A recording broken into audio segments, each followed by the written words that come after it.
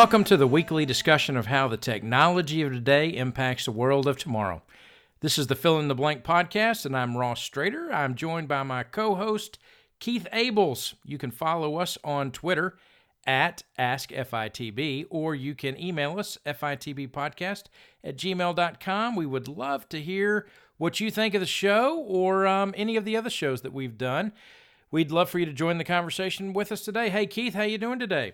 I'm good. How are you, Ross? I'm doing great. I'm excited about our show today. This is episode 19. Yeah, I know. I can't believe that. 19.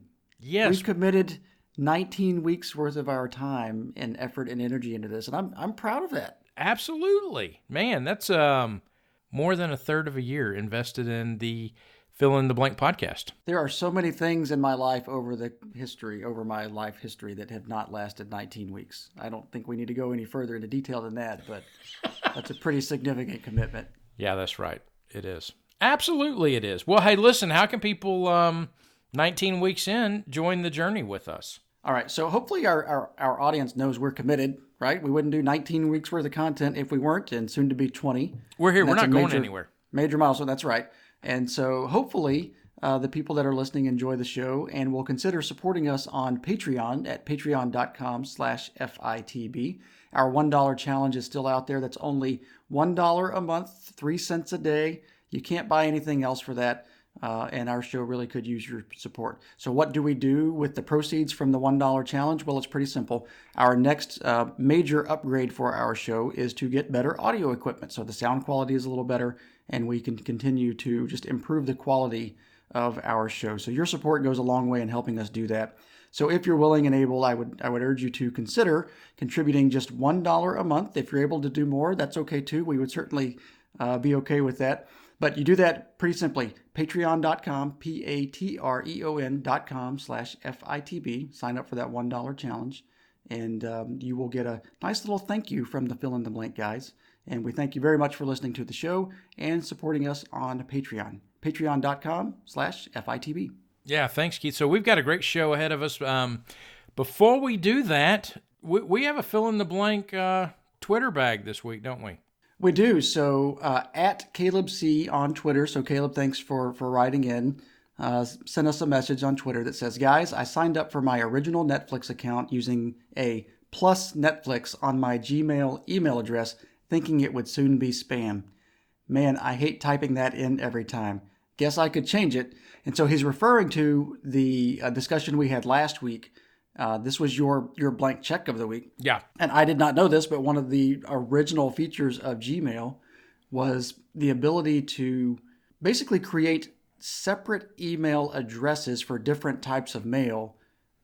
But really all you're doing is just modifying your existing Gmail account or Gmail address by putting in a plus and then a name. So it's almost like you're proactively assigning a label. It's kind of the way we discussed it last week. Yeah. So it looks like Caleb's been doing this. What I don't know is if it's working properly. Maybe it is, maybe it's not. But I guess if you have to type that in every single time, that would be a pain. This brings up a good point. If you have a lot of those, would you really remember this? So my point is, like, if you had, so like plus Netflix, if you had one of these for all the random accounts that you sign up for over the course of a year or a couple of years, or your entire history of Gmail, which is, a lot. Yeah. How would you remember all those? How do you see those? Like, how do you see those in Gmail? Is there a list over on the left-hand side somewhere if you're on a desktop or, if you're on your phone? Where do you go to see just those? Well, it's a couple of ways. One, you create a filter, an automatic filter. So when it comes in, you've told Gmail that if something comes into your Keith Abels plus Netflix at gmail.com, then it gets assigned a label. Then all you've got to do is search the label and all those emails will be there.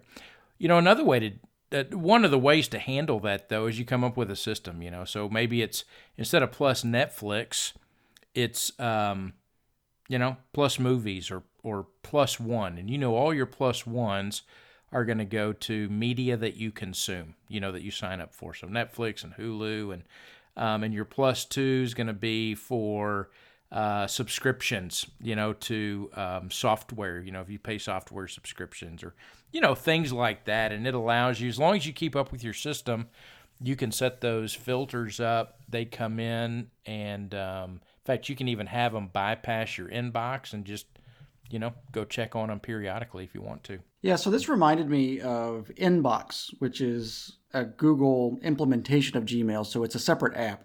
Right. It's Inbox by Gmail.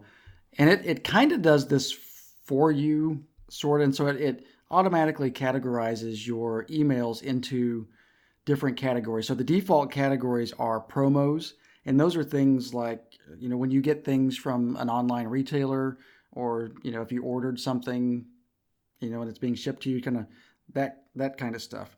Then it also has one for purchases. Well, actually, that one's, I guess, if you order stuff.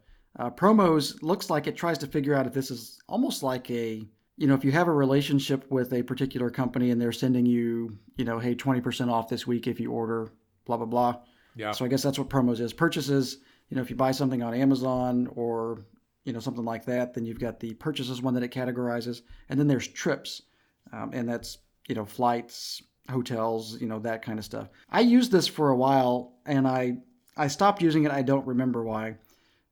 But, honestly, I think most people are kind of burnt out on email. If I were to use this little method, what I would probably do is just like say plus spam. That would be it. I'd have like a spam or no spam. Right. And just dump everything, other than just a few things. I don't know if that would work or not, but I just kind of scan my inbox and just delete. Even though I don't need to on Gmail, I just feel like I want to, because there's something satisfying about deleting it. Oh, absolutely. Yeah. So anyway, hey, Caleb, thanks for taking time to write in. And if anybody else out there has a question or just a comment on any of our topics, then you know where to find us at AskFITB on Twitter. See, it's not that easy. I know you. It is I know not. That's the snicker. first time I've said that. Like I've actually had to say that on the show. I know you kind of laugh at me every time I say it in the intro, but it's not that easy to say. It's not. I don't know who came up with that, but they probably should have thought about that. All right. Well, hey, listen. So let's get on for the topic today. Well, we both saw this, kind of came through. They had a TED conference, and some people were doing some roundups and all that stuff, and said, "Hey, if you haven't seen this TED Talk, you need to see this TED Talk." So I'm always a sucker for a can't miss TED Talk, and the title of it is "How We Need to Remake the Internet." So fill in the blank. Podcast being a podcast, about the technology of today and how it impacts the world of tomorrow. I'm a sucker for that. Clicked on it. 12 minutes long, and I was blown away, Keith. This was a very good video. You sent this to me and, said if you have 12 minutes in the car, listen to this. And shortly thereafter, I watched it. I watched the video version of it, and it's very much worth the 12-minute investment. So yeah, so it's a guy named Jaron Lanier, and so I don't know. I've never heard of Jaron Lanier before, but evidently he's kind of there at the beginning of lots of things. So he's there at the beginning of virtual reality technology. He's one of those pioneers, but he's also there near the beginning of TED Talks. So he's done a lot of TED Talks back in the day. And when I say back in the day, I mean back in the 80s and the 90s. And,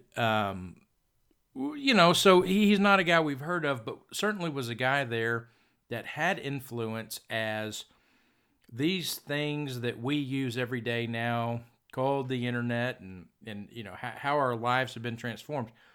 He was there when all that was being, all the architecture was going up.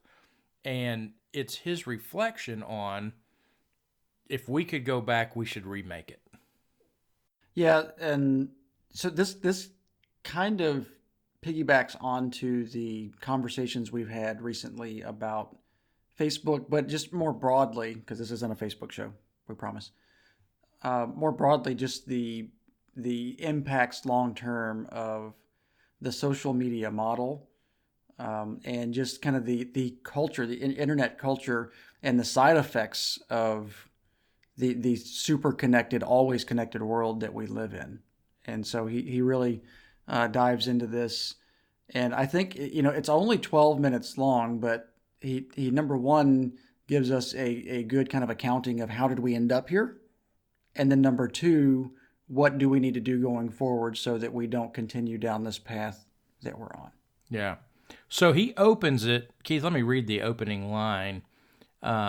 He starts this way, and he's an interesting looking guy. I mean, he's not off putting or anything like that, but he's also, I confess maybe if he wasn't, on the stage at TED Talks, if it hadn't come through and said, "Hey, don't miss this TED Talk," I don't know that I would have stopped in. I just don't know anything about him, but to know him, I think the people that do know him realize this guy certainly has something to say and is respected by his peers, absolutely. So whether you and I have heard of him or not, his peers absolutely know who he is. So he begins this way and says, so the idealism of digital culture back then was all about starting with the recognition of the possible darkness and trying to imagine a way to transcend it with beauty and creativity. That seems very different than the way I, imagine, a company like Facebook starting, right? I mean, this seems to be like completely opposite, in a good way. I mean that as a compliment. Yeah. And so idealism, I do think with, social networks and, with Google or even with Apple or, a lot of tech companies, there is a healthy dose of idealism. We're making the world a better place. We're going to change people's lives for the better, all that, but not enough recognition of how this can be used or, in a negative way, or what are some unintended consequences of, putting this out into the world, whether it's, a software platform, whether it's hardware, whatever. So the fact that this was on the minds of, the original kind of creators of either the internet or just digital culture in general, makes me feel better. Now, we still ended up in the same place because in the end, altruism kind of takes a back seat to money. Sure. So, and that's kind of the point of what this is. So anyway, let's keep going. Well, and I would say this. I mean, one of the things he doesn't address, and I'm sure is part of it too, when he talks about the idealism of digital culture, you can't hardly imagine that they fathomed how much money that they would end up making. For one, because the model that ended up being settled on by Google, by Facebook, hadn't really been conceived. It didn't really dawn on them how they were going to make money. So he says this thing, and, so you take him at his word. I mean, I haven't gone to fact check it, but I trust it's probably true. He follows that up by saying he used to end his early TED Talks with what he calls a horrifying line, and it's this. He says, we have a challenge. We have to create a culture around technology that's so beautiful, so meaningful, so deep, so endlessly creative, so filled with infinite potential that it draws us away from committing mass suicide. Wow. I mean, and I don't mean to laugh at that. I think it's a very sobering statement, but it does capture what he said about the idealism. Absolutely. That's an idealism where they really believed, almost like artists talk about art, that this digital culture and code and computers was this landscape in which they were creating something beautiful. I mean, they were imagining a world being connected in ways the world had never been connected before. And it sounds like there was a group of people, and I'm sure there were, that had, that were very sober about what they were on the brink of. Yeah, I think the art analogy is a good one. To hear Jaron talk, that's the only analogy I can kind of naturally draw, I think, is, the passion, the fact that creativity and love and beauty, kind of that's what really matters. You can tell he's very passionate about that, and he does speak in a way that is very similar to the way you would hear an artist speak about what they do. Yeah. And the kind of the realization or the creation of art being the most true thing that there is. I mean, these are one and the same. And I would say that, yeah, I mean, these, you could consider programmers to be artists. I guess it just depends on your point of view, but there certainly is. It seems like there's these are kindred spirits, I guess is my point. I've not really thought about it in that way. I haven't either. You just kind of think of just, a bunch of nerds in a garage and, they're kind of geeking out and they want to push this thing to see what it can do. And they realize there's an opportunity to maybe make some money. And, I kind of always have looked at this from the angle of the kind of the combination of nerdy tech guys. I mean that as a compliment, and, legit business opportunity. And they had the foresight to see it. And let's go see what we can make happen here. And of course, this is what they did. This to me paints a very different picture of some of the people, at least involved with kind of the early days of some of our technology. Yeah, you get this sense they knew they were on a brink of a horizon, so to speak, and that the opportunities ahead of them really were endless. But it really was the opportunity of discovery. I mean, I think they knew, man, they were headed into waters uncharted, and possibilities were yet to be imagined. And so it really was. It was probably a very pure time in all of this before all of the sudden money started falling out of the sky for things that these guys were doing. And I really think that to some degree, the amount of money had to catch them by surprise. So sure, they knew they'd make a living. They knew this would be something different. They knew this is where their interest was. This was their canvas, but no one could have conceived the amount of money that would have fallen out of the sky for them. No way. Well, so we go on. I think he began it well. He certainly grabbed my attention. He gets a couple of minutes in, and there was something that caught your attention. So he says, I suppose I could mention from one of the very earliest computer scientists whose name was Norbert Wiener. Poor guy. I know. I'm sure he had a few issues in grade school. And so Norbert Wiener wrote this book back in the 50s. The title is The Human Use of Human Beings. And in the book, he described the potential to create a computer system that would be gathering data from people and then giving feedback to those people in order to put them kind of partial. I'm reading now from the transcript here, to put them kind of partially statistically in a Skinner box in a behaviorist system. And he has this amazing line where he says, one could imagine as a thought experiment. All right. This was in the 50s. This is crazy. Right? This is in the 50s. So here's his thought. One could imagine a global computer system where everybody has devices on them all the time, and the devices are giving them feedback based on what they did, and the whole population is subject to a degree of behavior modification. So number one, that's the thought in the book, that this as a thought experiment could happen. And then Jaron goes on to then kind of comment, and such a society would be insane, could not survive, and could not face its problems. So what Norbert Wiener described in his book from the 50s is exactly the world we live in. And the sentiment was such a society would be insane, could not survive, and could not face its problems. And then he closes it with, but he says this is only a thought experiment, and such a future is technologically infeasible. Well, we know that's not true. I think you and I represent the kind of in-between generation. So we didn't begin this way.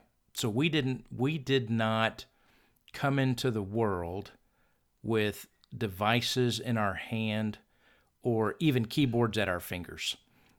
We still took typing in high school on, manual typewriters where we loaded the paper through the top of it. And so we came into this in our late teens or in our 20s or in our 30s. And so whether we were early adopters or not, we still had lots of history before this entered into our world.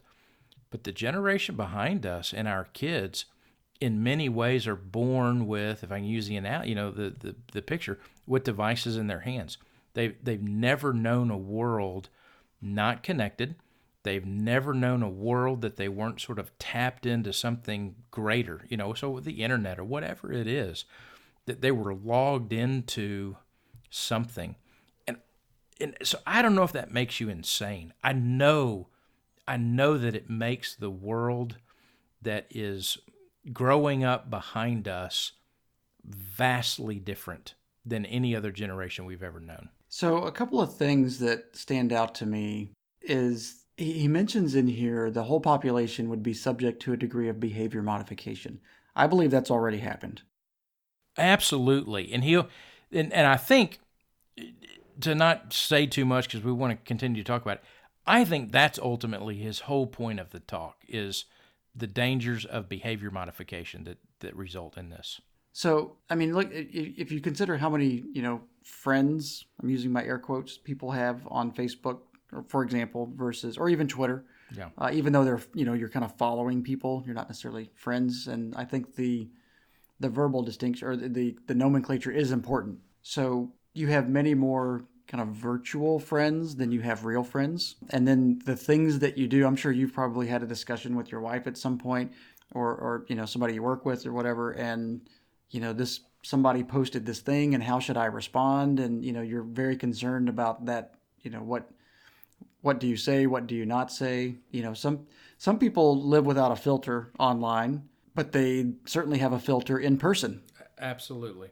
In kind of personal interactions. And so the behavioral modification happens in a lot of different ways. And so that's already happening. I guess so the question I would have on that would be, you mentioned, our kids and future generations, they will be what I would consider, I don't really like this term, but it is one that's already out there, digital natives.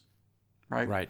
And so the question is, growing up with that, do they have any kind of behavior modification, or at that point, it's not a modification, it's just who they are, right? I mean, that's just part of life. So anyway, I think we probably, as the in-between generation, like you mentioned, probably have a larger degree or bigger degree of behavior modification because it is not a native thing for us. Mm-hmm. So just a thought, maybe not. Well, to some degree, we're all of our behaviors modified by our influences. It's just the influence now, in the last 20 years, has become exponential influence. Right. And so previously, your influence was, it was the books you read, or if you grew up in a family that was able to travel, those, where you traveled to, had an influence on you, or you read the newspaper, but even that, journalistic standards were very different. But so we were all influenced, and I think that had an effect on our behavior.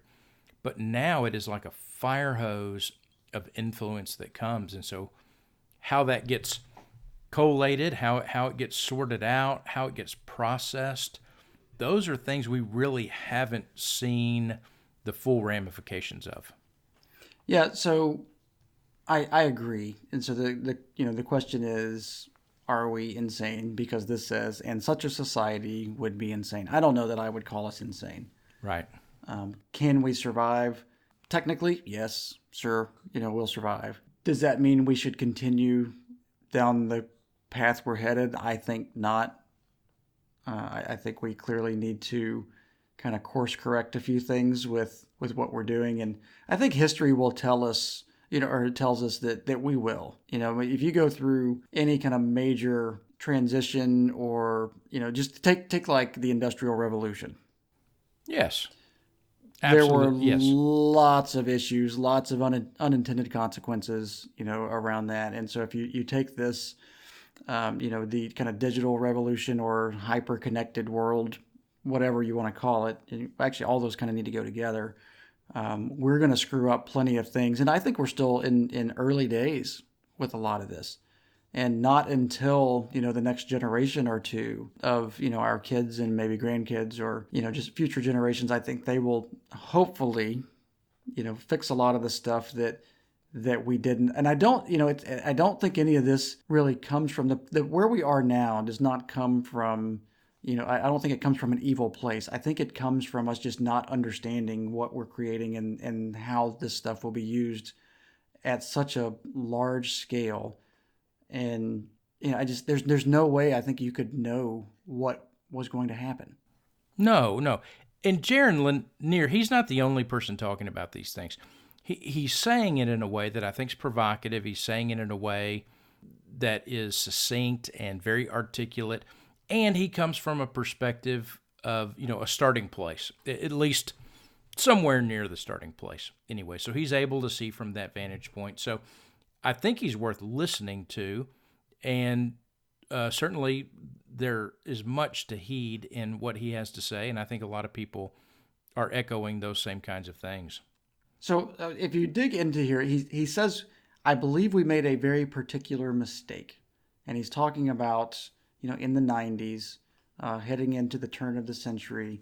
And he lists, or he kind of details what he thinks the mistake was. And he says everything on the internet. Okay, so the intent of the people that were building this in the 90s, kind of building the internet, building the platforms that ride on top of it, just the pioneers of the technology of today back in the 90s. He says everything on the internet, the thought was everything on the internet must be purely public, must be available for free, because if even one person cannot afford it, that would create this terrible inequity. So that was a thought, and that's a pretty common thing. I mean, that's not really news. The early days of the internet, it was meant to be the most open of open platforms, so that everyone has a voice. This is creating a platform for anybody anywhere in the world to communicate with anybody else, to have access to more information than you've ever had before, and that is certainly life-changing in a lot of ways. Yeah, the whole idea of the public domain. Exactly. Yes. Exactly. And so Jaron goes on to say, of course, there's ways to deal with that. So if books cost money, which they do, you can have a public library. I think that's a good point. So, but the thought at that time was, the internet is an exception. It must be open to everyone and completely free. And so he says that is the big mistake. And that spirit lives on, and he references things like Wikipedia, which is invaluable, I would say. And Wikipedia relies on people to donate money. It's like PBS. It is the PBS of the internet. Yes, absolutely. Right. So it's paid for by viewers like you.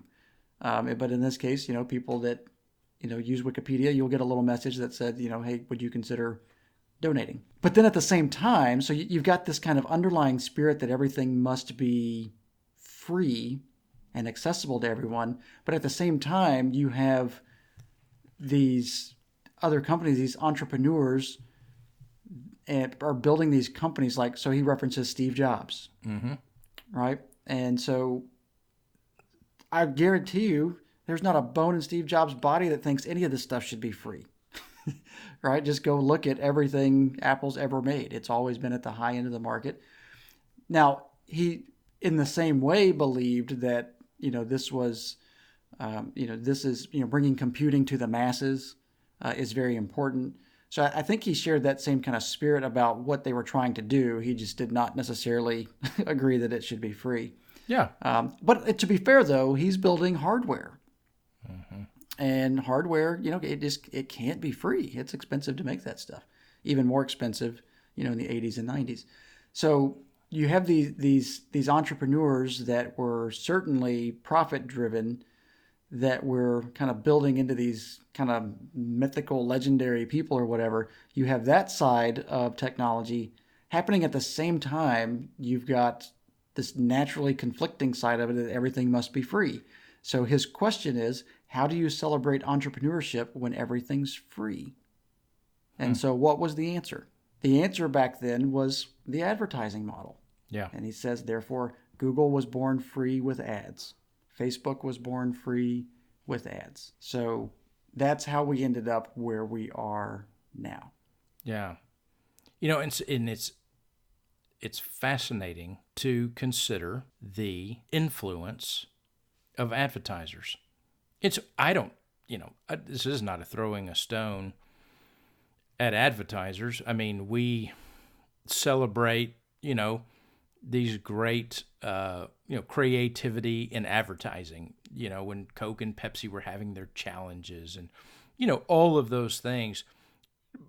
But even in many ways, all of that was really fairly benign but we have changed drastically as a culture with our views towards advertising and advertising's role in our life. You were telling me, Keith, about a book you were reading. I don't know if the aim of the book was the history of advertising, but it certainly addressed kind of cultural views of advertising throughout the years and throughout the generations. Right. So I'm reading this book. You've heard me use the term before, attention merchant. Yes. And the book I'm reading actually is called The Attention Merchants. That's where I got the term. And so it will ultimately go through, it will ultimately end up with, getting into, Google and Facebook territory. I'm only 6 or 7 chapters into it. But certainly you have to explore the history of advertising to understand what is going on today. Because as we just mentioned, the services that we use so often, like Google and like Facebook and Twitter, and a lot of the internet is subsidized by ads. And so how did we get to this point? And so to understand where we are now, you have to understand where did this start. And so the earliest analogy that I've come across in the book is the first advertising on radio.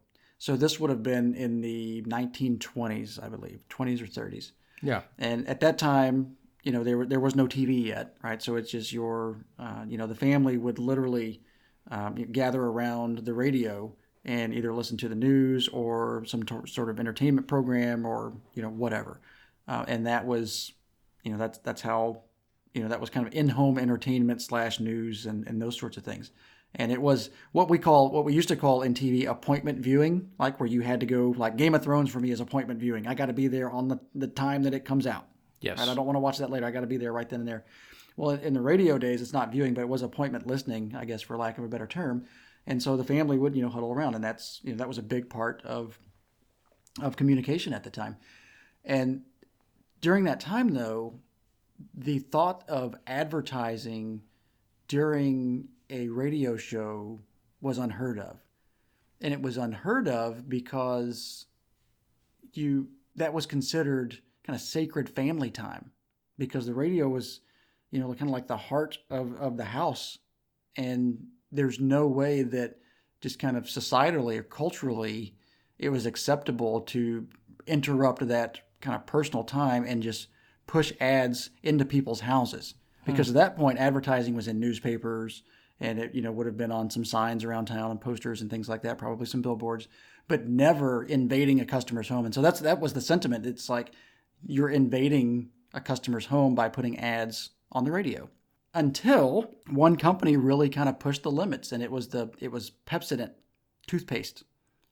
And so they offered NBC Radio at the time a pretty significant amount of money. And this was at a time where Pepsodent was really in decline. They had a lot of competitors. They had gotten a lot of bad press because the stuff in their toothpaste was actually terrible. It didn't do what it said it did. And anyway, it was they did not have a good brand at the time.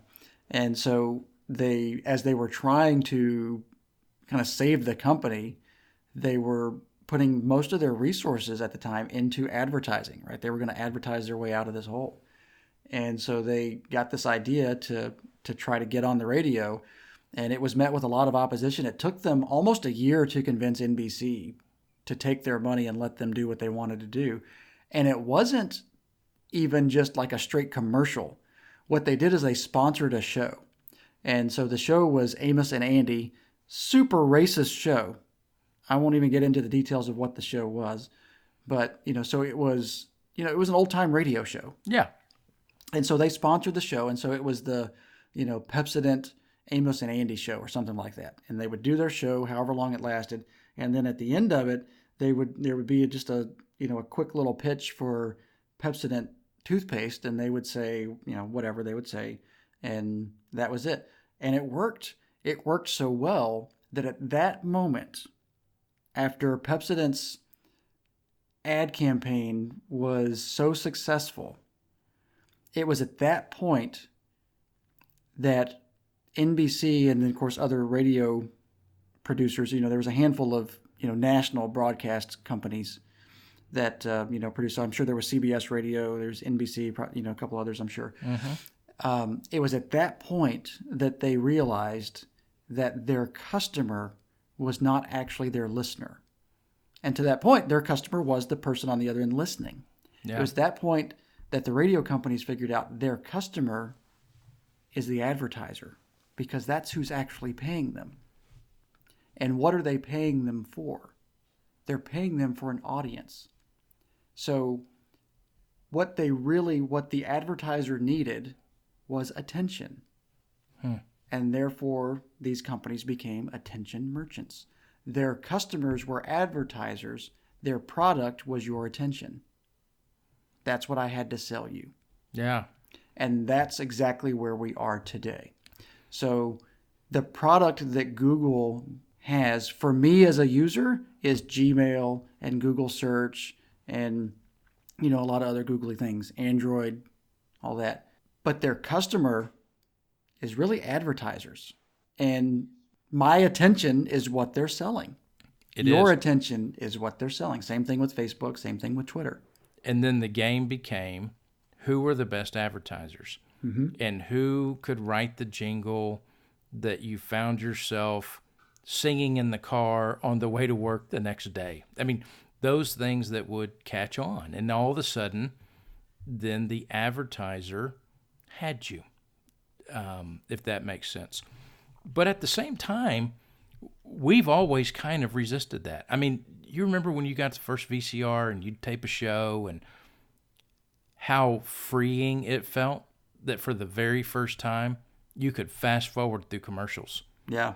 I mean, it's not something we ever missed or wanted. And then the age of TiVo, where, gosh, I don't even want to watch a show hardly on prime time TV in real time because I know I have to endure commercials. And advertisers know that. I mean, we've never been drawn to commercials except for maybe, Super Bowl commercials or something like that. But we're not interested in the commercials. We're interested in what, grabs our attention, why we're there. And so advertising had to get smarter, didn't it? It did, and it has. And this is I think this is the normal ebb and flow of the world we live in, where part of it is if you don't like advertisements for different reasons. Sometimes it's, I just don't want my show to be interrupted. Okay, that's reasonable. Sometimes it's just that they're terrible. They're so poorly made, or they're just so bad that they're just you have this mental image of commercials are just stupid. And so there's different reasons why people don't like commercials. But normally when we say advertising, my brain goes to like TV ads and those sorts of things. But advertising is all around you all the time. You drive down the street and you're surrounded by ads all the time. If you walk into a grocery store, you're surrounded by ads all the time. Oh yeah. Right. So there's a term in the advertising business called native advertising. And so that would be where, like, if it were in a newspaper or a magazine, it would be one of those things that looks like it was just part of the magazine. It's only slightly differently distinguished from the rest of the magazine, but it's actually an ad, but it doesn't really look like an ad. It looks like it was, just part of the normal content. So that's a form of native advertising. Well, end caps at a grocery store that's a good form of native advertising, right? So that giant end cap of Coca-Cola is paid for by Coke, right? I mean, that's basically a billboard, and that's why they make all these cool designs out of Coke cans and Pepsi cans or whatever. And so, if you go into, it doesn't matter what store you go into. If it's a grocery store, all of those end caps are bought and paid for. If you go into a store like Best Buy and you have the Apple section, the Microsoft section, if you go over to the TVs, you've got a Sony section and a Samsung section. Why? They pay for those. Yeah. Right? Those are their own little stores within a store. And I mean, so we're surrounded by ads in ways that we don't know we're surrounded by ads. Mm-hmm. So that the days of TV commercials, I think we can all see, for the most part, the end of those at some point. Oh, right? That's not really hard to imagine. But do anything on the internet, and of course you're going to be surrounded by ads. Go anywhere outside, you're going to be surrounded by ads. If you have a free Spotify account, you're going to listen to ads. Free Pandora account, you're going to listen to ads. So, that model is no different today than it was for NBC radio in the 20s. Yeah, I'm that's right. trading my attention and what I get, I'm going to get this free thing. You didn't have to pay to listen to the radio. No, that's And guess right. what? You still don't have to pay to listen to the radio. And whether you listen to terrestrial radio, which is horrible, but if you do, then that's ad supported. And if you listen to Spotify or Pandora or any other streaming free music service, which is free, you don't have to pay for it. The same model exists today. So we've Yes. not really changed much since the 20s. Unless you're listening to the Fill in the Blank podcast, by the way. That's exactly right. And I'm glad you brought that up because we made a conscious decision when we launched our show to not be ad supported. Yeah, that's right. That's just not really kind of who we are. I don't think that's the right fit for our show. I don't like listening to ads. No. Now, frankly, we're not a big enough show to get a bunch of high-paying ads, but we could ad support our show. We just don't. It's just a personal decision that we've made, and we are going the patron route.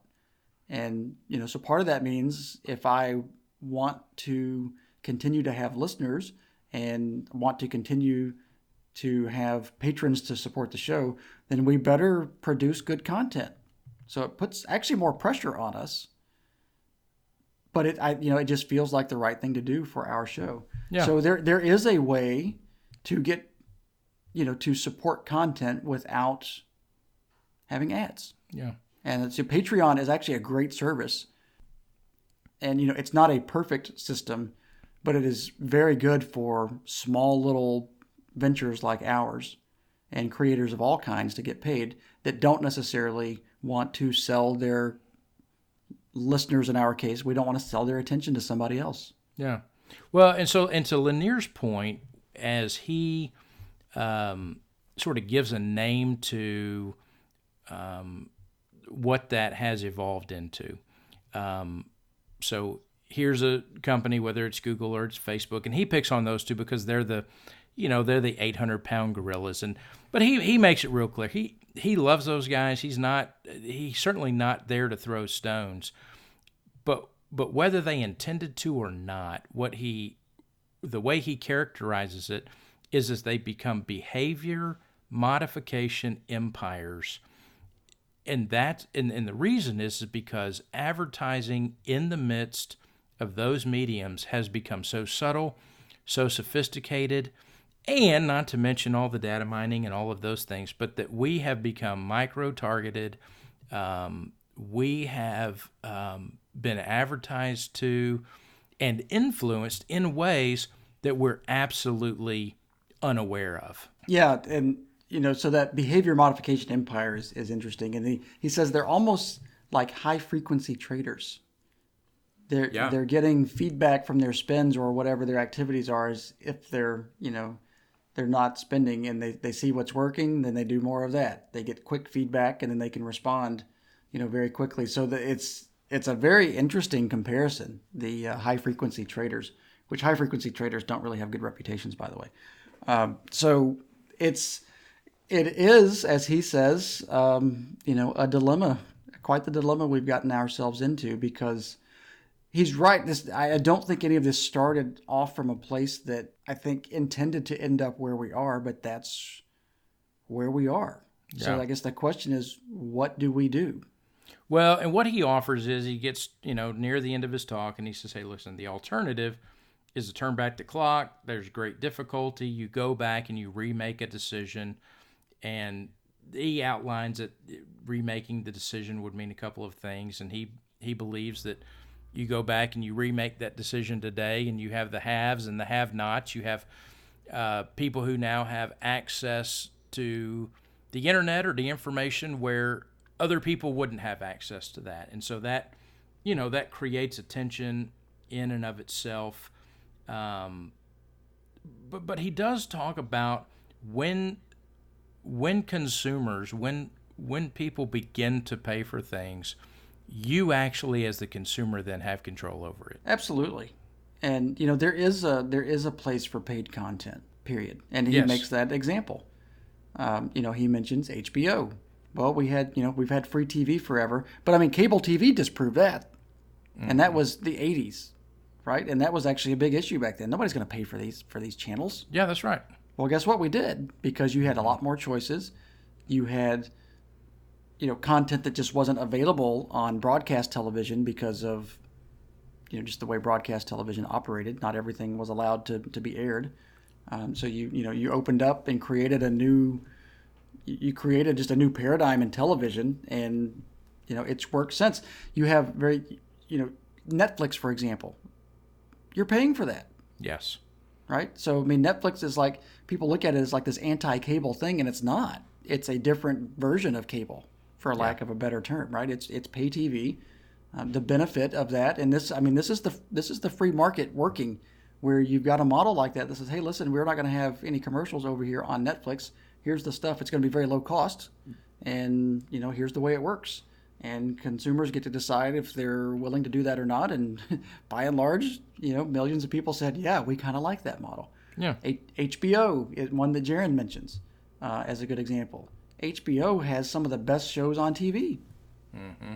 Right? One of them was my pick a couple of weeks ago. Actually, I've had a couple. I did Silicon Valley a while back, and we mentioned Westworld. I'm not like doing an HBO commercial here. But anyway, the point is, paid content does have a place. I paid for Apple Music. I prefer Spotify, but it's easier for my family to use Apple Music. But I pay for a family plan for that music. It's worth it to me.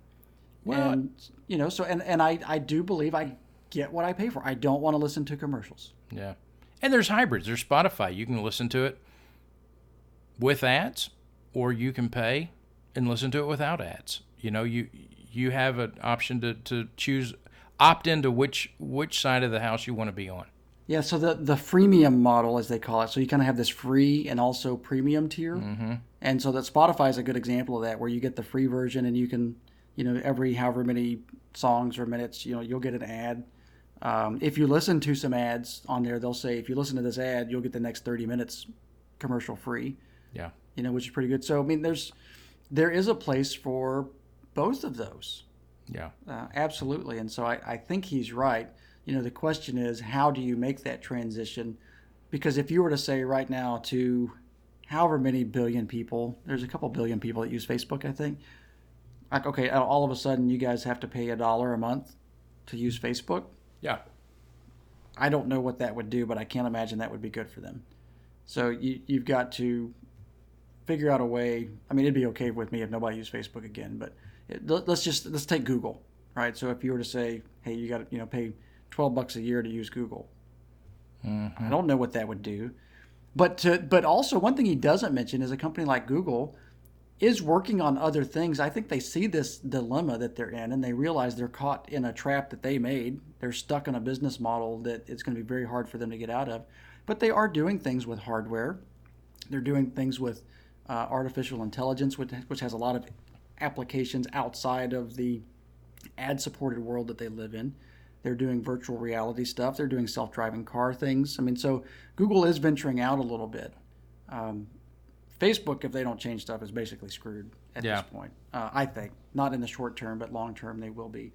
But you can see Google, I mean, they're attacking this problem in other ways. They've scooped up a lot of hardware companies over the years. So we'll see what they do. I have more faith in Google figuring this out than I do Facebook. And to be completely honest, I'm fine with that. It would be fine with me if Google still exists in 10 years and Facebook doesn't.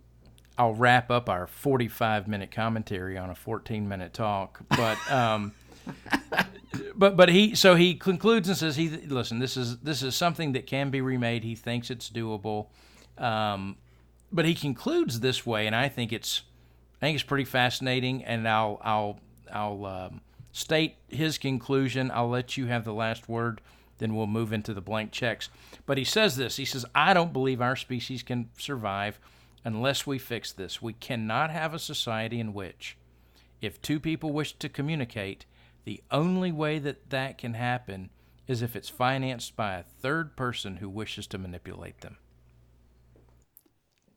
That is expressed in a way that makes... I wish I would have said something like that.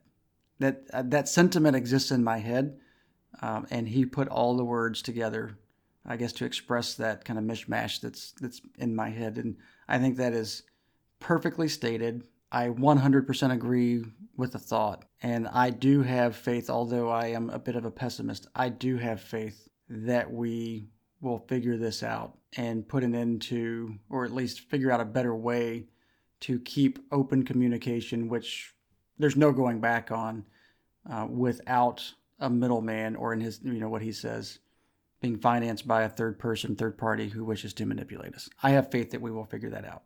Well, we'll put a link on our show notes, and you can go watch the TED Talk for yourself. And hope you do, and then let us know what you think about it. You can reach us at AskFITB on Twitter, or email us, fitbpodcast@gmail.com. We'd love to hear what you have to think about it. All right, Keith, what is your blank check this week, my man? My couch. Your couch? My couch. We got a new couch. That's really? My blank check. So let me tell you about it. All right. We have been needing a new sofa, the sofa love seat little combo that we've had forever. We needed to replace it a while back, but we just let it go. My son is still, he's still 7. So we're like, well, we probably should wait. This stuff isn't in the best shape, and that's probably a good thing, with a 7-year-old running around all the time. We'll just wait till he gets a little bit older. But we finally got to the point where, okay, we need to do something about this. So we broke down, and I don't like making big ticket purchases. It makes me nervous. But we finally broke down and bought a new sofa, and then it's not a love seat, it's like a giant oversized chair thing or what. Anyway, it's made by Lazy Boy, because we wanted the little reclining action or whatever, but I don't like the big giant puffy overly stuffed reclining things. I just not a fan of those. Yeah. So Lazy Boy makes us you can't really tell that it's a reclining piece of furniture at all, but it does, and it's electronic. So you've got buttons on each end of it where you push the button and it just slowly raises the thing up, where your feet go and all that. And so that's really cool. However, the killer feature, this is what sold me on it, next to those buttons on each end of the couch and then on one side of the kind of oversized chair. No way. There's a USB port there. No way. You just plug your little charger in. It's got a flat little armrest. You just put your phone down, your iPad down. So between my sofa now and this love seat chair little thing or whatever, I've got 3 different charging ports. And this is a big deal because, there's been plenty of times where I had to go get a charger and try to plug it in close to the couch, so I can have my phone handy or whatever. This is totally not a real world problem at all. And I'm super spoiled for having done this, but this is my new favorite thing. So, this is the perfect symbol of laziness. So I don't even want to push the thing out like recliners. And normally you have to there's the manual action where you kind of push forward with your arms and, lay back. No. And Who has time for that? Who has time for that? Right. What are we, cavemen? So you just press the button and it just slowly raises you up, puts you in the nice little position. You can plug your phone in and charge it. Or you know what else you can charge? You can charge your Apple TV remote from there too when it gets low, or anything else, your AirPods. So it's safe to say you have a new base of operation. I do, yes. I've been getting a lot more done from the couch lately. Yeah. So it's the Lazy Boy. There's an entire line of different models and styles and all that kind of stuff. It's the Lazy Boy Duo, D-U-O. And the O in Duo looks like a little power button because, they're clever like that. But once I saw that, sold. Done. Man. So my new couch is my blank check. Maybe we should do our next show from my couch. All right. Yeah, well, we just plug our computers right into the deal, man. Exactly. So that is my blank check. Ross, what do you got for us this week? Well, listen, I'm gonna come back to the old show, the program. If you haven't seen Lost in Space, dropped last weekend on Netflix. It is Netflix production of the old Lost in Space story that's been told a couple of different times. Mm-hmm. But it's fantastic. It is. I'm not finished with it. I'm about 7 episodes in. We've been watching it as a family. It is great. And it's great for a lot of reasons. That the story, it starts, you're at the seat of your pants from the minute that the that the season starts. But one of the things to note, I think, is they have created on screen, I think, the very best robot that's ever been on screen. So the robot's Really? one of the central characters. The Danger Will Robinson. Right. It's a Yeah. But this robot in this series of this show, I think, is the best robot we've ever seen on screen so far. Really? Oh, yeah, it's great. I think you'll be pleasantly surprised when you guys have an opportunity to check in on it. So this was recommended to me in my Netflix queue, and the trailer looks phenomenal. The quality of Netflix productions, I don't know how they do it, but they produce so much content now. What's labeled as their own. You've got all these production companies making things, they put their name on it, or they buy the rights to it, and it becomes a Netflix production. But they are putting out so much content. It just blows my mind. The trailer looked really good.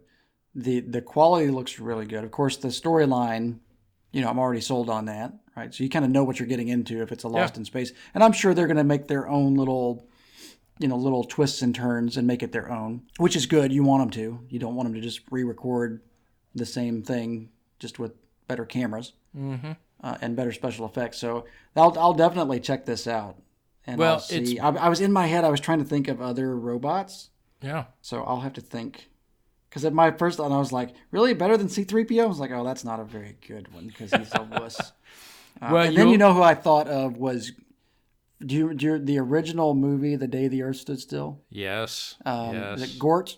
It's terrible. It's like, the movie is one of my favorite movies of all time. The original one, not the one that somebody else was in it. Was it Keanu Reeves? There was a remake, and I did not like that. But right. The original one was very good. And the robot was like very basic. But there's something very iconic about that robot. Kind of like the original HAL 9000. There's something very iconic about that image. So I'll have to see if I agree with your assessment there. Yeah, it's a good one. And there are moments of absolutely, you have big screen production in this. So it's very well done. I recommend it. Lost in Space on Netflix. Nice. All right. Well, listen, thanks for listening to Fill in the Blank, where we discuss how the technology of today impacts the world of tomorrow. We'll be back next week with another episode. In the meantime, you can find us on Twitter at AskFITB or email us at fitbpodcast@gmail.com. We'd love to hear what you think of the show. And if you like the show, tell your friends about it. And if you have an opportunity, please rate and review us on iTunes or from wherever you are listening to this podcast. And remember the Fill in the Blank $1 challenge, patreon.com/FITB. Your support goes a long way, and we will see you next week here at Fill in the Blank.